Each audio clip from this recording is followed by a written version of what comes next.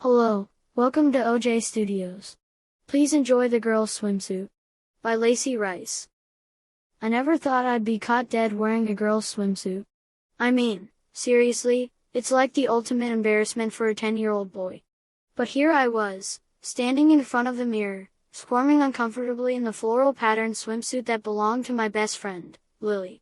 The leg holes of the swimsuit seemed to be weird to my boy brain. I found myself constantly fiddling with the swimsuit's straps. I was raised that boys should only wear swim trunks, leave the girly clothes for the girls. It all started innocently enough. Lily and I had planned a day at the beach. Lily's mom will take us to the beach, we will have a fun time, and I'll be dropped off back at my house later that night. But, in my excitement, I forgot to pack my swim trunks. No big deal, right? Wrong. Lily's mom, being the practical woman she is, only had girl clothes on hand. Lily being a girl and all, she had no use for a boy's pair of swim trunks. But what Lily did have was another swimsuit, but it was another girl's swimsuit. Lily's mom handed me the floral one-piece swimsuit. Feeling my cheeks burn with embarrassment, I glanced at Lily, hoping she'd have a solution to this predicament.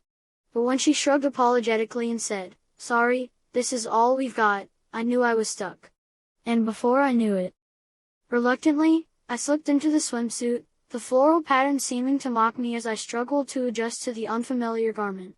The straps felt too thin, the fabric too clingy, and the leg holes. Well, let's just say they left much to be desired from a boy's perspective. Looking down at myself wearing it, I knew that I had no other option. Either I could wear it, or miss out on a day at the beach. I got out of Lily's room and met Lily and her mother in the living room. They both looked at me. I expected them to laugh, but they didn't.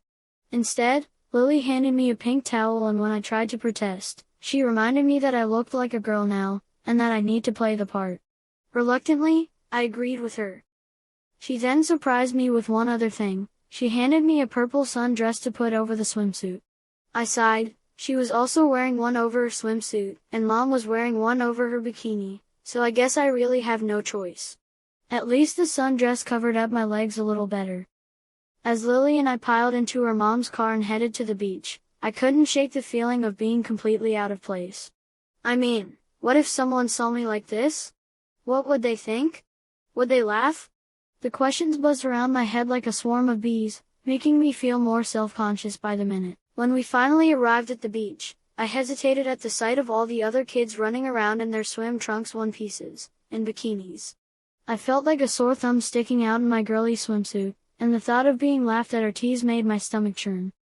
Lily tried to reassure me, telling me it was no big deal and that nobody would even notice. But as we made our way to the beach, I couldn't shake the feeling of being completely out of place. Every step I took felt like a neon sign flashing above my head, "Boy in a girl's swimsuit alert." As we reached the shoreline, I hesitated, my heart pounding in my chest. What if someone saw me? What if they laughed? But Lily, being the awesome friend she is, grabbed my hand and dragged me towards the water, her laughter infectious. Reluctantly, I waded in, the cool water soothing my nerves slightly. And as I splashed around with Lily, something unexpected happened. I started to forget about the swimsuit, about the stares I imagined from strangers. Instead, I focused on the fun we were having, the waves crashing against us, the seagulls cawing overhead.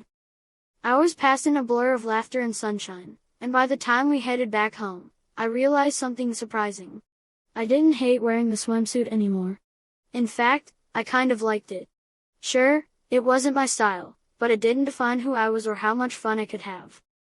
As we played, we both could hear Lily's mom calling out to us that it was time to go. We both jumped out of the water, and I felt a pang of reluctance to leave the beach, to leave behind the freedom and joy of being immersed in the sea, even if it meant wearing a girl's swimsuit. But as we trudged back to Lily's mom's car, I couldn't help but feel a sense of accomplishment. I had faced my fears, challenged societal norms, and had a blast doing it.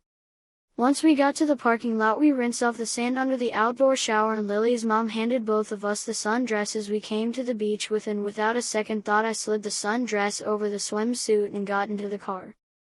As we said goodbye at my doorstep as Lily and her mom dropped me off at my house, Lily flashed me a mischievous grin. "You know, you didn't look half bad in that swimsuit," she teased. I looked down, I was back in my normal boy clothes, but the memory of the day lingered in my mind, a mix of embarrassment and unexpected enjoyment. Thanks, I think, I replied, unable to suppress a small smile. As Lily's mom drove away, I stood on the doorstep, watching them disappear down the street. Despite my initial reluctance and discomfort, I couldn't deny that wearing that swimsuit had been an adventure, one that I wouldn't soon forget. Heading inside, I couldn't wait to tell my parents about my day at the beach, though I conveniently left out the part about the swimsuit. But as I lay in bed that night, the image of myself splashing in the waves, floral swimsuit, and all, kept replaying in my mind. Maybe, just maybe, breaking out of my comfort zone wasn't such a bad thing after all. And who knows, maybe next time, I'd even choose to wear the girl's swimsuit willingly. After all, life is too short to worry about what others might think.